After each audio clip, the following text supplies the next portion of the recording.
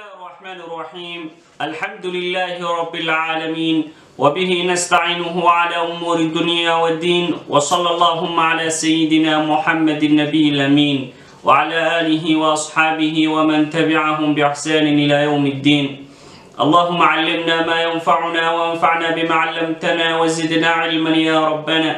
السلام عليكم ورحمة الله وبركاته. ولا ليال إن شاء الله تعالى وحين كورمي دونا قصة عجيبة وأدلا يابي دونتان سيدو كلانا عبر قادة شبدا نباهن تنكا كلانا كودة تدقنين لو ديقا يعدا يكسعطو ولا القصة داني وحي كساب سيسانتهاي نينكا لده داود وهان نين يمنية أيا كورمي قصة دي سنميل والبوات كيهلي كريسا يوتيوب كي يبالا فربدا وكلا qisadiisu waxay ku saabsiisan tahay ninka la dhaho Daawud aabihi baa sixroole aha sixirka iyo wixii la midka iyo falelowga iyo waxaas markaa uu adeegsan jiray kadibna daadiisa weynaatay wiilkan la dhaho markaa Daawud baa loo dhalay wiilkaas shayaadiintii uu u shaqayn jiray ayuu u hibeeyay wal ciyaadu billahi rabbil alamin halkii Maryama bint Imraan hooyadeed ay ilmihii yaray ay dhalaysay ay u hibaysay Allah subhanahu wa ta'ala ayu kanina wuxuu u hibeeyay ilmihiisii shayaadiinta iyo jimanka iyo sixroolayaasha wal ciyaadu billahi ya latiif dabadna waxa dhacay walaalayaal ilmihii markii uu dhashay wuxuu dhahay hiba ahaan balaysi shayaadiintii muddo markii laga soo wareegay ilmihii uu koray 14 jir meelaha markuu gaadhay ayuu odaygii sixroolaha ahaa dhintay wuxuu ka tagay ilmahanina wuxuu ku soo karay shaqadii aabihi wax kale ma garanayo iyo wax kale uu adeegsado qaabkii aabihi u dhaqmi jiray buu dhaqmay dabadeedna maalin baa si kadiisa shayaadiin ay ula kulantay marka waxay ku dhaheen aabaha dhaxalkii uu ka tagay ayaanu ku siinaynaa karaamooyinkii ka dhici jiray iyo marka karaamooyin bay ku sheegeen iyo mucjisooyin طبعا سحر بوها يفل يعرف نمو يفلل والعياذ بالله أيا مركا درجة دي لغسينيا ويلكي على كل حال سيدو كور رمي وحودا هاي مالين مالمها كميدانو دمير سارن او كسفرايا أيا دمير كي وشا كدفت سبحان الله مركانا وكدفت تبدنا دمير كي بانتو سوچيستي إلى هدلي hadda waa dameerkii baa cod dumar ku hadlaya subhanaka rabbana markaas wuxuu dhahay dameerkii warniyahow ushan aad igu dhufanaysid ma dameer badi moodayga wuxuu dhahay markaa Daawud waan caroodayo mar kale ayaan dabadeedna ku dhuftay dameerkii kadibna dameerkii wiiga hoos baxaana dhulkan ku dhacay kooman galay buu kadibna maskaxda ayaa noqday ama dhimirka ayaa noqday walibu noqday muddo dhowr sanadooda ayuu ninkaasi waalna subhanallah hooyadii baa markaa geed lugta kaga xidhay si aan u baxsanin ala kulli xaal wuxuu dhahay markuu ka sheekeynay taariikhdiisa waxa cuni jiray bakhtiga meeytida dhiiga waxa laaliyo waxa shayaadiintu ay cunaan bal cuni jiray buu shayaadiintana dib waarki jiray wal ciyaadu billah wuxuu dhahay markii dambe uu soo miiraystay ayaa warka wuxuu tagay meel masaajida subhanallah ma masaajid ba sixir lagu wadi kara bal u fiirsada dadka qaar baa waxa sixirka waxa uu yaqaanaan walaalayaal karaamooyin ka dhaca dadka iyo karaamooyin awliyo ayaa uu yaqaanaan ilaahay banu ka magan galnay dabadeedna wuxuu dhahay meel banjo muddo 25 casha halkaas uu markaa ku bartay sixirkii dabadeedna maalintii dambe ayaa lagu yiri waxaad noqonaysaa waaweyn yani musaxariinta waaweyn bad noqonaysa kolka shardiya yaala meesh iyo shuruudo talo shuruudahaasi waa maxay waxa weeye shuruudahaasi walaalayaal waa inaad kitaabka quraanka kariimka masxafka waa inaad inta laba qaybood ka kala dhigtid aad ku istaagtaa لا إله إلا الله مصحفكي يا كتابكي يا هذا الإلهي أيا لجو استاجية مدين تلقى أفرتن عشر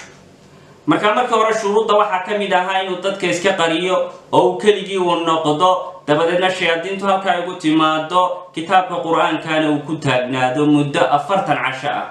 sidii buu sameeyay muddo 40 casha buu nijaaseynayay kitaabkii quraanka kariimka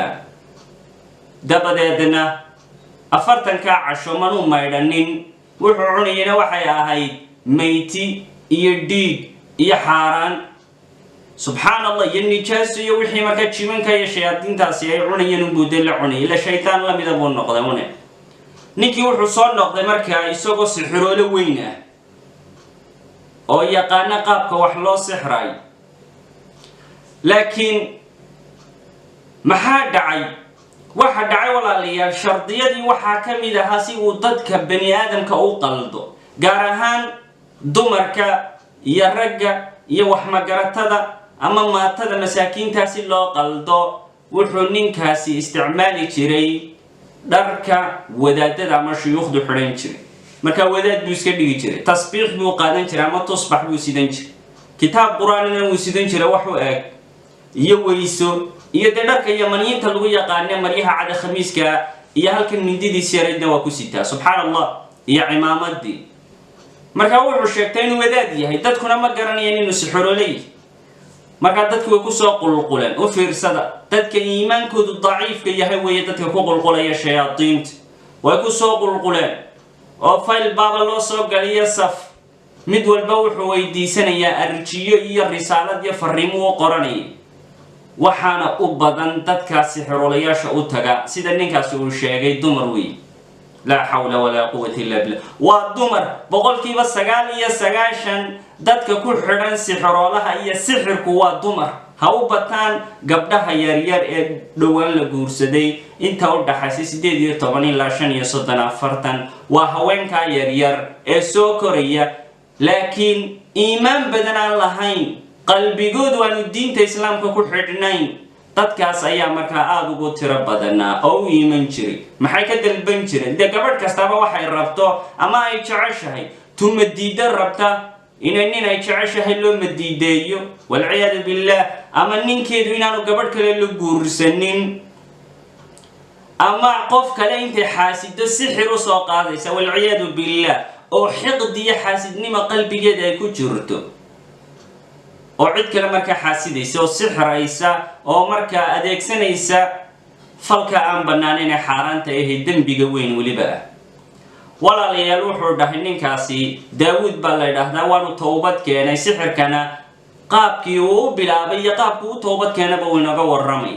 wuxuu dhahay haweenaydu markay ay timaado shuruudaha aan ku xidho waxa kamid ah wal ciyaad billah faaxisha inay dhacdo iyo xumaani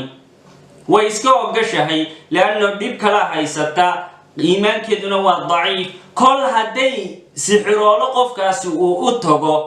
oo waqtiga ka wareegana nabigeenu alayhi salaatu wasalaam wuxuu yiri ruuxaasi hadii uu rumaysto hadalka falaloga iyo sixiroolaha خرج عن ملة محمد أو كما قال عليه الصلاة والسلام وكبح الدين دي النبي محمد صلى الله عليه وسلم هدو تغنى 14 صلاة لغما أقبلان بلو في رسالة مركا هاليستا إيا خطرتا أي لادا هاي سحر الله ياشي فللو إيا كفر إيا قال لماذا إيا ديك سدان لا حول ولا قوة إلا بالله أين قصر نقلنا شيء كدين ولا ليال هاوشي سيدا سيو سعوتين مدو دبدنا وحورنا هاي dadkan waxaan u sixro ama falka ay iga rabaan cagsigoodu ba shayaadiintu la yimaadaan مثلا مديد ku qabatay mid yaanu idiidin shakhsigaasi aan la joogo cagsigeedun bay noqotay ila waxaan amar ilaahay weeyaan wa amar ilaahay cidii ilaahay uu doono ayuu ku dhibaa cidii kalena ilaahay waa ka jeediya cagsigeedun bay noqotaa waxay ugu tagaan falalka iyo sixirka waxa loogu tago cagsigeedun bay noqonaysaa wal ciyaad billahi ya latiif dadka saalixiinta ah salaad saxa ah salaadooda tukadana wax ay ka qaataa totally ma jirtaba laano marka horeba ilaahay buu ku xidhan yahay shakhsigaas quraankiisa buu akhrisanaya ducooyinkiisa buu akhrisanaya subhanallah salaadiisa buu akhrisanaya dadkii wadaadada ah iyo muslimiintii buu ku xidhan yahay shakhsiga uma soo dhawaanaya laana xiraasa rabbaaniya iyo daryeel ilaahay baa marka shakhsigaas ilaalinaya walaaliyaal wuxuu dhahay sidii hawshaasi u socotay oo aan muddo ugu jiray oo aan caan u noqday oo dadkoo dhan ay rumaysteen ayaa wuxuu dhahay maalin maalmaha kamida waxa dhacday qiso cajiib qisadaasi waxay ahayd buu yidhi mindi baan soo qaadi jiray markaa indha sarcaado dadka indhahooda ayaan sixri jiray saxaru acyuna annaas dadka indhahooda ayay sixraan waxa kana arkaysaa wax dhaba maaha laakiin waa wax sixra marka mindi buu soo qaadayaa dabadeedna calooshiisu iska taagaya jidhkiisu saa uga taagaya dabcan wuxuu dhahay waxaan sitaa talbiis shaytaani mariyo shayaatiin baan dee sitaa dadku ma arkaan laakiin waan iska taagayaa buu yidhi waxay u malaynayaan in mindidaasi jidhkayga ay gashay laakiin may gelin ee dhar shayaatiin baan dee sitaa oo qaabka uu dharkaas shayaatiinta iyo jimankaasi ay ugu iman jireen bal cajiibnimadeeda iyo layaabkeeda u fiirsada iyo nimankaasi waxay ku kacaan iyo ummadda iyo bulshada muslimiinta siday u kharaabiyaan walaalayaal wuxuu yidhi dadku markay ii yimaadaan waxaan iska dhigi jiray sidii ruux salaad tukanay waxaan dhahaa allahu akbar sababtoo ah shardiyada sixirka waxaa ka mid ah inaan erayo ka mida qur-aanka oo fududan qun yar u akhrinayo inaan adeegsado si aan dadka ugu qaldo sidoo kalena waa inaan salaad tukadaa si aan dadka ugu qaldo loo dhaha qofkani waa wadaada waa lagu kalsoon yahay subxaanaka rabbana walaalayaal wuxuu yidhi qofku markuu ii yimaado isagoo iga doonaya ama karaamo ama sixir ama wuxuu doonaya iga rabo waxaan galaa 2 ragcadood salaad baan tukada allahu akbar baan dhahaa qofku wuxuu haystaa inaan salaad tukanayo laakiin salaad ma tukanayo ilaahay uma tukanayo ee wuxuu u tukanayaa shayaadiintii allahu akbar markuu dhaho halkuu qur-aanka ka akhrisan lahaa wuxuu adeegsanayaa shayaadiinta hadalladii iyo wixii uu ku cibaadaysan jiray shaydaanka uu ugu dhowaan jiray markuu sujuudayana ilaahay dartii uma sujuudayo ee waxaan u sujuudayaa buu yidhi shaydaankii ayaa soo xidhanaya suurad ay walciyaadu billah ama gabadh qaawan ayaan u sujuudayaan caabudaya laa xawla walaa quwata illaa billah dadkuna waxay haystaan buu leeyahay inaan markaa sujuudsanahan ilaahay u sujuudsanahay umana sujuudsaniya shaydaan baan u sujuudsanahay buu leeyahay wuxuu dhahay hawshaasi siday u socotaba maalin waxaa ii soo galay wiil iyo gabadh wada socod marka wiilkaasi wiil wuxuu ahaa rabbigii ku xidhan oo wiil taqiya buu ahaa oo alla ka cabsi leh markuu soo galay buu yidhaahdo mindidii haysto indhar sarcaadkii wada oo dadka indhahooda sixray oo sidaa u hayo unbuu wiilkii soo galay wuxuu dhahay ma taqaanaan walaalayaal aayatul kursidun buu akhriyay allahu laa ilaaha illaa huwa alxayu alqayuum ayuu yidhi wiilkii shayaatiintii iyo maryihii ay xidheenba way kala yaaceen wuxuu dhahay mindidiina waan hayaa waan iska taagay maradii iyo wixii la xidhana meesha waa ka baxday buu yidhi calooshayda 3 meelood baa la tolay yacni 3 dabaq bay dhaaftay calooshiisa halkii ugu dambaysay subxaan allah ninkii koomu galay muddo bila buu koome ku jiray cusbitaalka loola cararay wuxuu dhahay waan dareemay buu yidhi in aayadda qur-aanka ah ee kelmadda yar wiilka ka soo baxday inay waxani sababto laakiin shayaadiintii baa waxay iga dhigtay haddii aan rumaysto inuu qur-aanku ka adeeg yahay sixirka dee hawshaydii khalkhal bay gelaysa marka waxay adeegsadeen farsamo kale waxay dhaheen gabadhii la socotay ayaan daahir ahayn ama xilligii ciddada ku jirtay subxaan allah marka shayaadiintii waxay ka yaaceen daahir la-aanta haweenaydaasi qur-aanka iyo hadalkaama shaki baa igu abuurmay buu yidhi markii erayada lagu yidhi laakiin waa iska dhaadhiciyey nin markaa shayaadiin iyo balaayo la xidhay buu ahaa hawshii sidii u socotay wuxuu isku dayay ninkaasi markaa in uu sixro wiilkii laftigiisa muddo 3 sanadooda ayuu doonayaa inuu shayaadiin u diro wiilka oo uu sixro 3 sanawaat sixirkii uu geli waayay subxaan allah shaydaan kastoo aan diro wuu soo noqonaya wuxuu leeyahay xaydar baa ku xaydaarsan ninkan xaraasa rabbaaniya baa haysa ما عفريت الدر ما عفريت ما شقينيو ما مارود الدر ولا مارود ولا إبليس ولا عفريت ولا جن هوس ولا جن يسر يبان شقينين سببت ما قراني سامولا ليال سببت وحوي ويل كاسي صلاة دنبوتو كذا قرآن كي سنة واخرستا بلو في رسالة وحي هاي السنة هبكي وقويناء وقعسلا كلمة يرافكا كصوب بحيث لا إله إلا الله محمد رسول الله صلى الله عليه وسلم يا كأذك تماشياتين تيجين كوردا بل هاو يدان إبليس كوكو سري لا حول ولا قوة إلا بالله إريدا يرير يقران كاك يا صلاة دادا يا كاو أود وين إلهي وحنس يا أود لا يابل طبعا إنكم ما أركنا الشياطين إنها ما صارنا ما نأركنا ما نمقلنا لكن هدي أي نأرك الله وينكو قص لله وحلا جاي بدك قارين كعب صدان شينك يا شياطين يا وحيا لهن حتى أرك الله هيدين وقص لله هيدين سببته التمر يريد دي الضعيف نمدو داين وأرك الله هين يسيد هذا الكإله يذكر جوجود بدنيا ويلك شيطان كستولو ترى وجدي ويبوي وحده هذا هبين عجيبة بايصام ماي وحدانو هبين كاس فللكي يسحركي الشياطين تي بلايدي كل يحجرا أيوم باوحي قبتي هرد هبين كنا موسى حجرون سام الليل بوهد مركا وحده ويلكي فوحة وشدي تريه دي بلايداس أيوه حكونا ورعاو هردا هيسا سيبنو تبعان سنة هي دبلوان سيحاني ننكي ويابا وحدو محاعا وكاحن سدي هدي هبين كاستبا ساوسو تاقنان جرين على كل حال وان الوضي بو يدي هبينك وان سيحدي بو هبينك مركان سيحدي وحان كو رياضي ريالا يابله وعجيبة وياب ومركان رياضة سوا رياضة دانك كلاو الروكتين نلاشي سبا وحده مركان سيحدي وحان كو رياضة نار لماني وحده مركان نينكي ولا يقاضو حباشي بالليجي دبدا نعيدي بالليجو شبدتك وحيليهين وهبار قبيه دب بدنا وانكي ددك سحر جري الله محودد ديبay ama ha noolaada ama ha dhinteen naga aasabay dhahan wala aasibu yiri kadibna qabrigi bani waa mugdi waa madow marba marka ka dambaysa uu sii madoobaanaya la ilaaha illa allah wuxuu dhahay qabrigi aan hoos ka fadhiya oo laakiin wax maqlaaya buu yiri ayaa waxaan dareemay cod la moodo onkud oo soo socda buu yiri marka cabsi baa ay gashay buu yiri أرجع باي قالي وحده والله الذي لا إله إلا هو وليجي أنت النولا عبسدا إجشي وليجي ومن عبس نبوي لبن نباي مبوري وعد كود مدد أنكد يهلا وأي مادن وحيقول له ورب حد الشقينيس وحنا هيبوري سحر شيطان بلك شوقي لا إله إلا الله كتاب كاسن أخرنا يسحر علياش كتاب كم يعيسي بشيء وحيقول لهم بيقول من ربك والرب قواي ما نهدلين بيقول ما دينك والدين تقواي ما نهدلين بيقول ما نبيك والدين نبي قواي ما نهدلين بيقول وحيقول لهم ورمتكت هل صليت ورسالات متكتي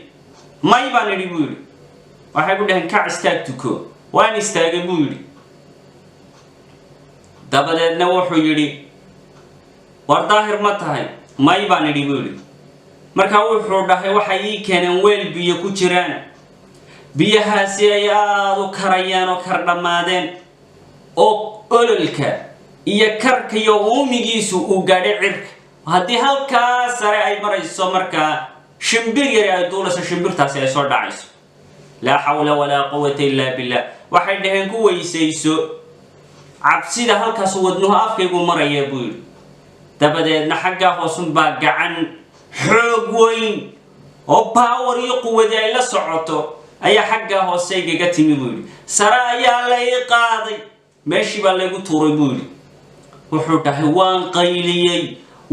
qayliyay waan dhawaaqay qaylo